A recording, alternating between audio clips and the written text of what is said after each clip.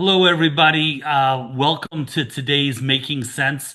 I have a gentleman who is our guest. It's Dr. Robert Kriegel. And this man, through his writings, has had a huge impact on my life and my career. And I'm so fortunate and so happy to have him here. He wrote a couple of books. Let me go ahead and give the formal introduction. He is a New York Times best-selling author, performance coach, and a pioneer in the field of human potential and breakthrough thinking. A former Stanford Business School faculty member, he has advised top athletes, Fortune 500 CEOs, and innovative organizations on how to rethink assumptions, challenge limits, compete and compete smarter instead of harder. His books include If It Ain't Broke, Break It, also Sacred Cows Make the Best Hamburgers. And he has reshaped how leaders approach change, resilience, and performance under pressure.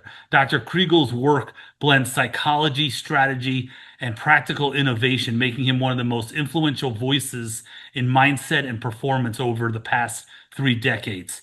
So, Doctor, it's such an honor to have you here. We were talking before. You're 88 years old, and you're sitting here motivating me as I'm telling you how downtrodden I was feeling. Uh, so, how did you get into this position of mindset changing? And you said that it had something to do with starting off with sports psychology.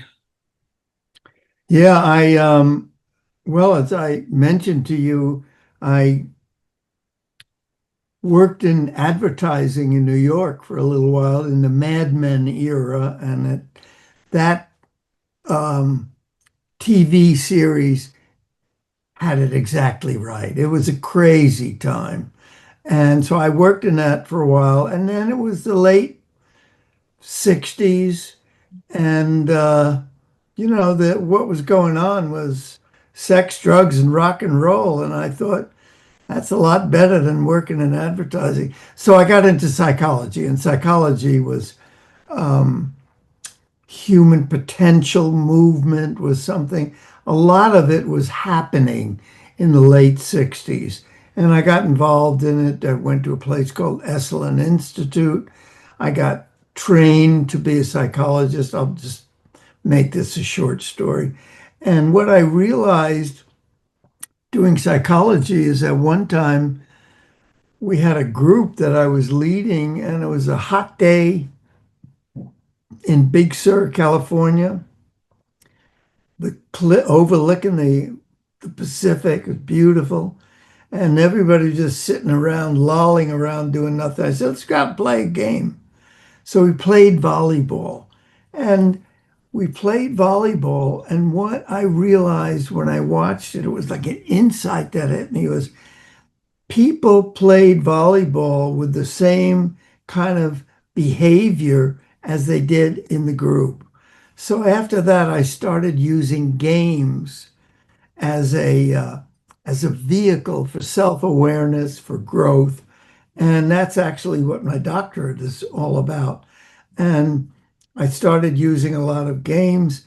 I ended up starting working with a former NFL linebacker, Dave Megacy, who is an author as well. He started the NFL Players Association, and we started this whole area of sports psychology, starting using a lot of the elements that help people perform better into, from psychology into sports.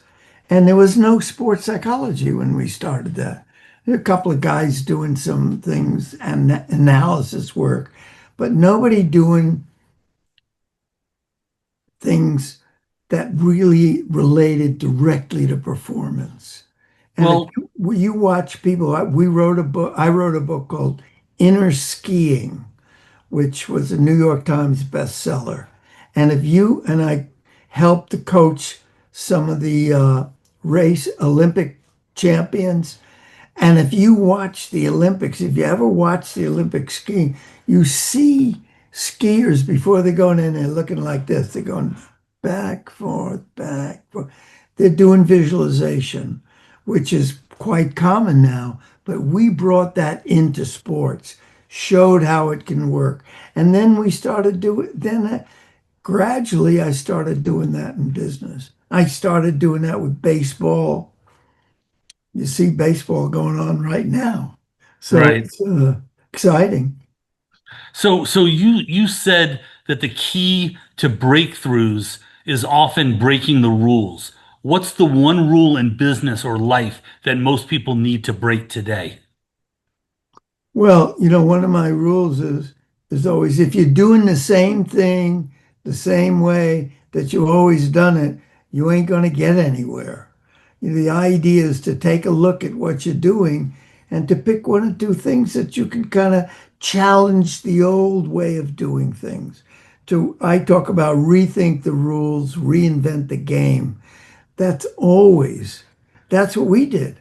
And that's what I would teach people in business. You know, um, the sure sign of going nowhere and being no one is the idea of, you know, if it ain't broke, don't fix it. What does that do? That keeps you doing the same thing the same way.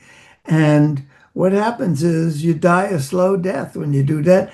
And what also happens is somebody else comes out with an innovation, with something new, and you're left behind. Look at the world the way it is now.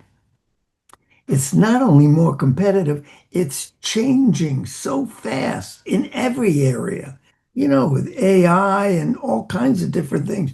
You keep doing stuff the old way, you're going to get left in the dust.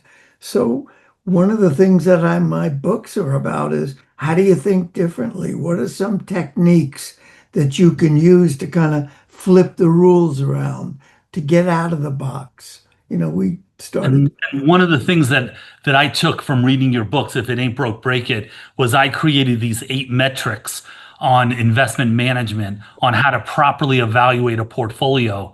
And I took and I went to something called variance drag phantom tax, which I try to make a really big part of my practice. And I owe that directly to you because you uh, had me think about things differently, not just to be different, but to truly accept that people are bored all the time and they want something different sent to them. Just like emails, I can go through my emails every day and just click and delete and delete and delete, and not even read, 3/4 of them because I know right. what they're going to say.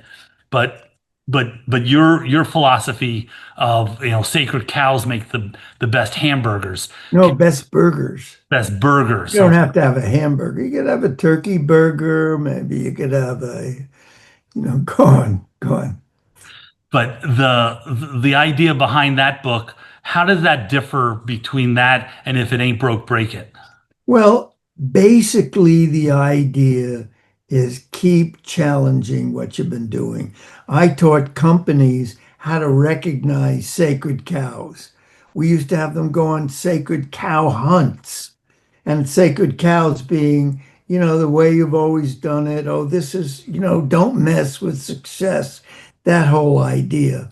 And it's look for the things you've been doing the same way for a year or two. And the minute you find something like that, it's a cow, man. You got to put it out to pasture. You got to rethink it, flip the rules around, get out of the box, look out of the box. Look in other industries for ways they've been doing the same thing. So the books are basically similar in approach. They focus in a different area, but the whole idea is keep challenging what you've been doing. And what happens then is you get more energy. It makes it more exciting to kind of look a little, do that. Too many people I see are buying into the work harder, work longer. That's how I'm going to keep getting ahead. And one of the books I wrote was How to Succeed in Business Without Working So Damn Hard. And the idea being, if you're buying into the work harder, try harder, we did that with sports. I remember one time Annika Sorenstam, who was one of the great golfers, women golfers, I had talked to her. I read something she wrote. She said, when I swing a golf club, my hands gripping the club are at about a 6 out of 10. I don't grip it too hard. She said most of the people out there are trying to grip it hard, swing as hard as they can. And what happens is you get tight, you lose your rhythm, you lose your speed. The same thing happens in your thinking. If you're trying hard, you're working harder, what happens is you don't take time to step back, to rethink, to take a look at what's going on, what am I doing, what's going on around me, what are some other areas that I can look at where I can steal an idea and put it in there. So, So, so, uh, Dr. Kriegel, the Bob, you call me Bob. Bob. So most of the people on this, are used to me doing investment related subjects, and I want anybody out there who has an interest in asking you a question to go to the bottom of the Zoom and hit the chat or the Q&A and submit a question. But one of the questions that I have for you is that you have often said that people are um, what's the word here? Playing to you need to emphasize playing to win instead of playing not to lose. What's a practical step for shifting that mindset? Practical step is one is making the choice to do that. Because if you're playing not to lose, you're trying to protect your lead. You're trying to not make any mistakes. That's the kind of playing not to lose mindset. And if you're playing, I always used to say, if you're playing not to lose, you'll never win. The idea is play to win. I'm not saying totally change everything you're doing. That would be stupid. Take one area that you can look at that looks like, I've been doing it this way. I'm going to try to look for something different. So I always talk about, finding can-dos that will break the set. Can-dos is like one step that maybe builds on some of the strengths you already have, but it puts you in a little bit of a different direction. But if you play not to lose, you play it safe. I always had a rule that said playing it too safe is dangerous. It's dangerous for your health, it's dangerous for your relationships, it's dangerous for your business. So who influenced you the most? Well, I've had a bunch of teachers, in psychology. I've read a lot of books. It was hard to do that. Basically, my own experience, looking at my own life, has been a great way for me to learn about what was working and what wasn't working. So I learned that in psychology. Fritz Perls, the founder of Gestalt psychology. I trained in psychosynthesis, another type of psychology. So a lot of that really helped me to understand myself better. And one of the things was to understand how am I holding myself back just by doing the same thing the same way. We introduced this ski book, Inner Skiing, and I wrote it with Tim Galloway, who wrote the Inner Game of Tennis. And we came up with a whole new way of teaching skiing. And it was radically different than the way that was being taught. But it got to use the mental approach. And at first, all the teachers were going, "Oh, no, you can't do that. That'll never work." The whole mindset.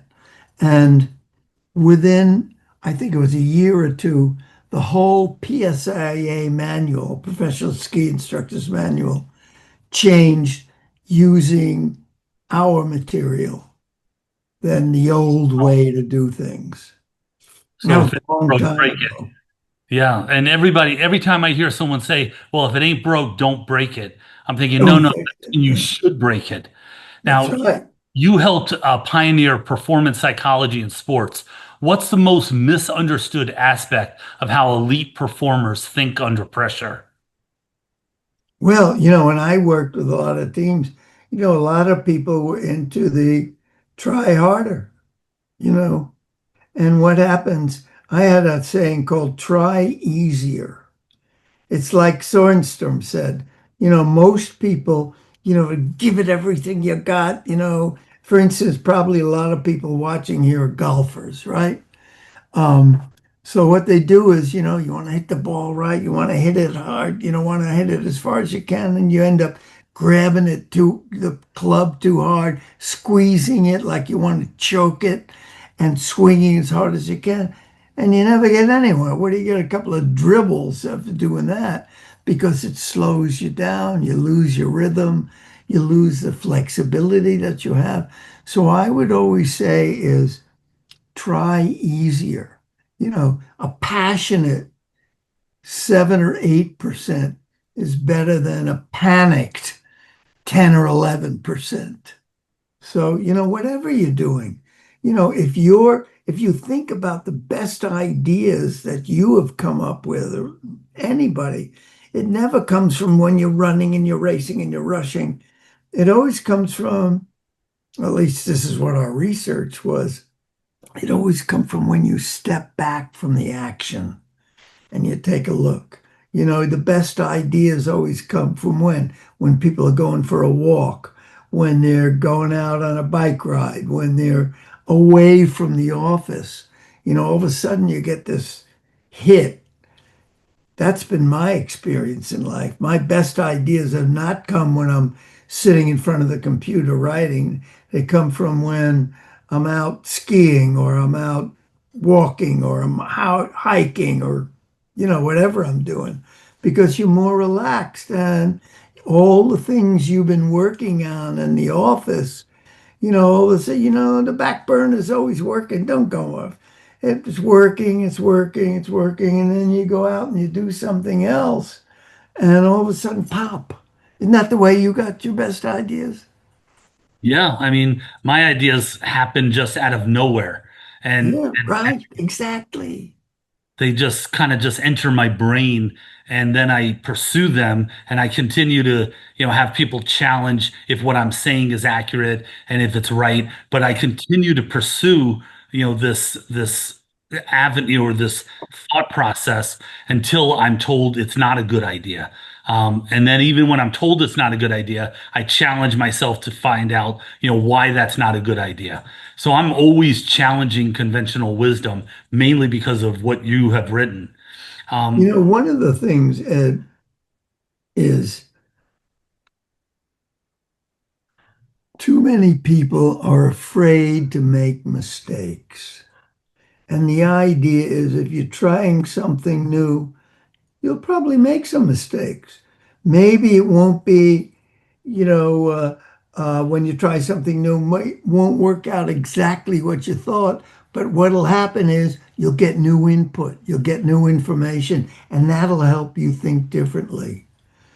Because when you try, I used to teach rock climbing, and we'd stand at the bottom of a place where you're going to climb up a cliff. It's for outward bound. I trained their instructors for a while. And they would always map, okay, this is the route that I'm going to take. Like when you get a new idea, it's all right, this is what I'm going to do. But what would inevitably happen is when people would start moving in that direction, they'd be a quarter away up the rock face and they'd see, oh, there was a route that they couldn't see from the bottom. And that's much better. And it's the same thing when you try something new. You don't know what's going to happen, but you have an idea, you start moving, and the idea is to keep aware, to keep open, not to get rigid about it, but to be flexible. So you try something new, you're going to get feedback, and that feedback is new information. And with that information, you're going to be able to move to a different place, maybe a different route, take a whole different approach. But if So you're afraid to make mistakes, you're never going to get ahead. So again, anybody who has any questions or thoughts, please go to the Q&A or chat on the below of the Zoom and submit them to me. So what did you once believe that you don't believe anymore? Like what are some of the philosophies that you reversed? Try harder. I learned that, as an athlete, as a kid, you got to give it everything you got. 100% ain't enough. You got to give 120. You got to give 130. You got to work harder. You got to do that. Yeah, I challenge that. And, all that does give you headaches. And when you're trying harder, what happens? You're in what I call in my books the panic zone. And the panic zone, you get what I call the gottas. You know what the gottas are? Like, I gotta do this, I gotta finish that, I gotta get this thing, I gotta call this guy, I gotta write this report, I gotta read this book, I gotta do that. You get the gottas. And in the gottas, you're in the panic zone. You're not in the peak zone. And when you're in the panic zone, you never get any new ideas, no creativity, and you don't perform well because you're tight and you're tense. You're just trying to do the same thing a little faster, a little better. And that ain't the way to move forward. Yeah, just like a slump in baseball where somebody can't hit the baseball and they go 0 for 15, 0 for 20, and then they struggle even more. Um, That's right. I've coached a lot of baseball teams. I've worked a lot of teams. I won't mention here who, but and we would always talk about guys in a slump were doing exactly that. You're doing a slump, and then they're starting to think, "Geez, maybe I'm not that," and they're starting to grip the bat tighter and swing harder and change this, and it gets worse because it's not that what they're doing is bad. It's that they're too tense. They're trying too hard. If you think about baseball, you want to have a quick bat. So quick bat, you need to have wrists that are loose. You can't hold on tight. And it's the same thing in anything in your life. Hold on tight to a relationship. It ain't ever going to be good because you're going to be too tense. can risk taking be taught, or is it a temperament? Well, it's probably a little of both, isn't it?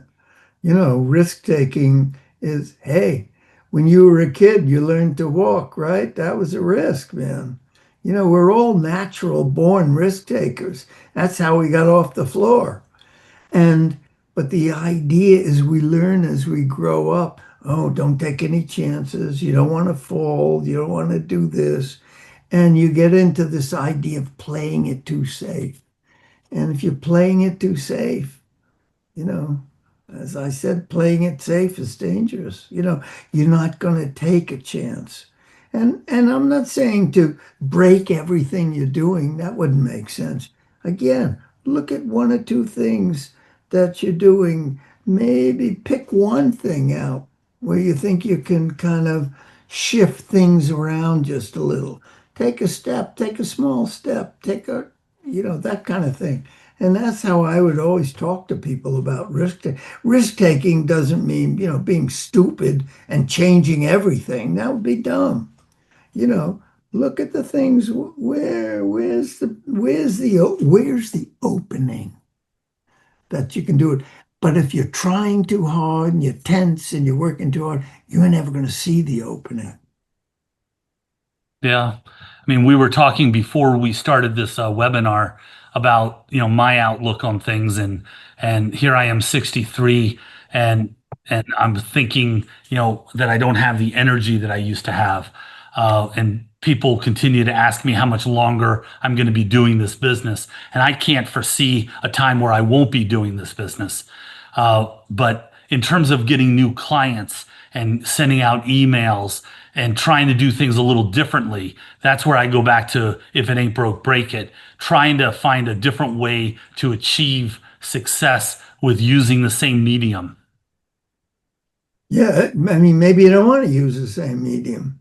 You know, if you look at it and you send out emails, what is every other guy in the business trying to get to? They're sending out emails too. How do you differentiate how you're going to reach people? And now, look at what's going on in technology and stuff. Like there's a million ways to reach people that weren't available probably a year ago.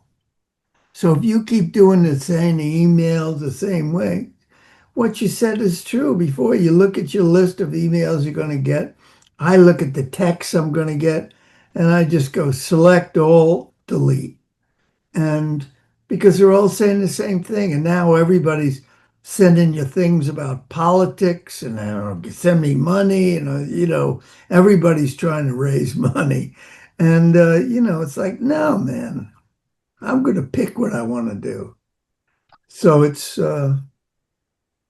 So again, anybody who has any questions for Bob Kriegel, please submit them now because we're going to get up against the 30-minute time frame here. This has been absolutely fantastic. I can't tell you how influential you've been in my life and my career. Not just my career, but in my life, because I've taken a lot of these lessons I've learned through your books and transmitted those or translated those over to my children, and they're both doing really, really well. So there's definitely this uh, kind of a trickle down to my children and having them look at things differently and not do everything just like everybody else. So I really appreciate you coming on today. anytime I'm available. All right. Thank you very much, sir.